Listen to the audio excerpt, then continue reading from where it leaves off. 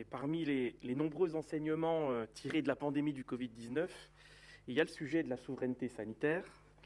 et de la relocalisation de la production de médicaments en France et en Europe.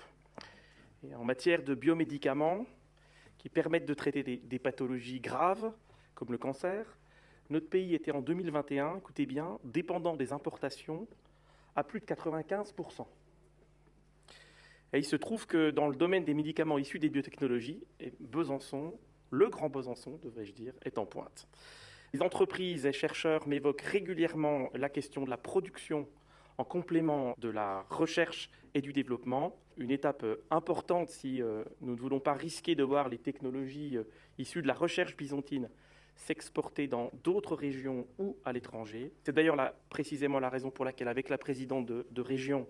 nous avions écrit au président de la République qui a fixé l'objectif de 20 biomédicaments produits sur le sol français dès 2030, pour lui dire l'atout stratégique du Grand Besançon et de Thémis Santé, pour assurer notre souveraineté en santé et la fabrication de biomédicaments. Moi, je suis très heureux de voir l'établissement français du sang, dont on connaît l'excellence, mener une étude sur l'opportunité d'un tel site à Besançon.